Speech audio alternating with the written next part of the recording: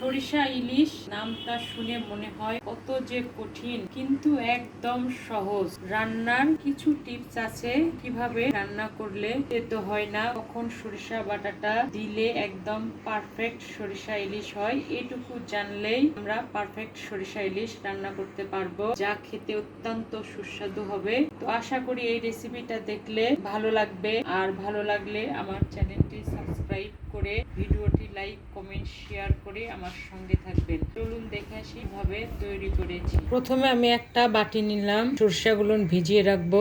এখানে 3 চামচ লাল সরিষা আছে, এখানে 1 চামচ সাদা সরিষা আছে, এখানে হাফ চামচ পোস্ত আছে। সরিষাগুলো এখন আমি পানি দিয়ে ভিজিয়ে দিচ্ছি।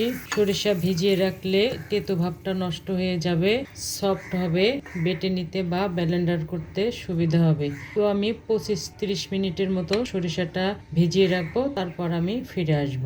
ফিরে এলাম 30 মিনিট পরে। সরিষাগুলো একদম সফট হয়ে গেছে। সুন্দরভাবে ধুয়ে পানির ভেতরে রেখেছি। পানি সহ ব্লেন্ড করে নেব। এখানে একটু আমি লবণ দিচ্ছি, 2টো কাঁচামরিচ দিচ্ছি, একটু সরিষের তেল দিচ্ছি, তাহলে আর তেতো ভাব লাগবে না। এখন আমি এগুলো ব্লেন্ড করে নিয়ে ফিরে আসছি। ব্লেন্ড করা হয়ে গেছে। তো ব্লেন্ডারে তো একদম পাটার মতো মিহি হবে না, তো এখনো একটু ছাল ছাল আছে। তো আমি এখন একটু সেঁকে নেব, নাহলে রান্না তেতো হয়ে যাবে, খেতে ভালো লাগবে না। সরিষার ব্লেন্ড ছেঁকে নিয়েছি, আর ওপরের যে ছালগুলো ছিল সেগুলো আমি ফেলে দেবো।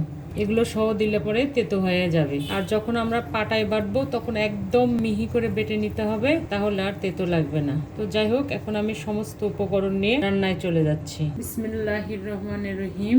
কড়াই গরম হয়ে গেছে। আমার ইলিশ মাছের পরিমাণ হাফ কেজির একটু বেশি হবে। কড়াইয়ে আমি সরিষার তেল দিচ্ছি হাফ কাপের মতো। সরিষা ইলিশ সরিষার তেল দিয়েই বেশি সুস্বাদু হয়, আর একটু তেল বেশি লাগে। প্রথমে আমি হাফ কাপ পেঁয়াজ কুচি দিচ্ছি, তাহলে গ্রেভিটা সুন্দর হবে, খেতে ভালো লাগবে। তো হালকা একটু ভেজে নেব, যেন পেঁয়াজের কাঁচা গন্ধটা চলে যায়। তো ভাজা হয়ে গেলে পরে আমি ফিরে আসছি। পেঁয়াজ ভাজা হয়ে গেছে। এখন আমি 2 টেবিল চামচ পেঁয়াজ বাটা দিচ্ছি, তাহলে গ্রেভিটা অনেক সুন্দর হবে, খেতে ভালো লাগবে। পেঁয়াজ বাটাটাও একটু ভেজে নেব, যেন কাঁচা গন্ধটা না থাকে।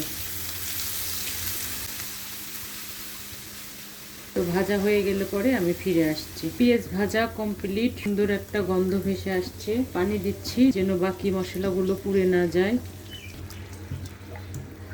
স্বাদ অনুযায়ী লবণ দিচ্ছি, আমি 3 চামচ লবণ দিলাম। পরিমাণ মতো হলুদ দিচ্ছি, আমি 1.5 চামচ দিলাম।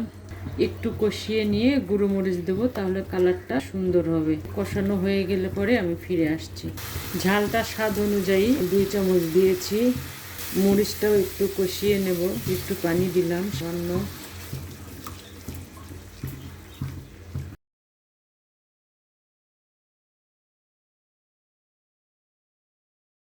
মরিচ কষানো শেষ, এখন আমি ইলিশ মাছগুলো দিয়ে দিচ্ছি। প্রথমে আমি এই মশলার ভিতরে মাছ কিছুটা সময় কষিয়ে নেব, উল্টিয়ে পাল্টিয়ে আমি 3-4 মিনিট কষিয়ে নেব।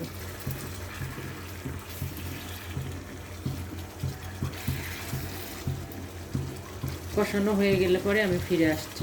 মাছ কষানো শেষ, আমি 3 মিনিটের মতো উল্টে পাল্টিয়ে কষিয়ে নিয়েছি। এ পর্যায়ে সরিষার যে পেস্টের পানিটা রেখেছিলাম সেটা দিয়ে দিলাম, একটু পানি দিয়ে দিলাম।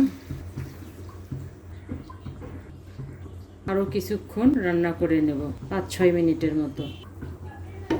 ঢেকে দিলাম, ফিরে আসবো 5-6 মিনিট পরে। ফিরে এলাম, রান্না কমপ্লিট।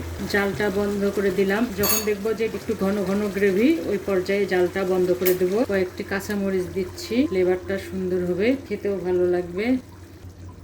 ঢেকে দিলাম, ফিরে আসবো 7-8 মিনিট পরে। এর ভেতরে কাঁচামরিচের যে ফ্লেভারটা আছে সেটা মাছের ভেতরে থেকে যাবে, খেতে আরো সুস্বাদু লাগবে। ফিরে এলাম 6-7 মিনিট পরে। অসাধারণ, একদম পারফেক্ট সরিষা ইলিশ। এভাবে তৈরি করবেন, সাদা ভাতের সঙ্গে খেতে যা মজা। আজ এ পর্যন্ত, ইনশাল্লাহ আবার দেখা হবে নতুন কোনো রেসিপি নিয়ে। ভালো খান, সুস্থ থাকুন, আল্লাহ হাফেজ।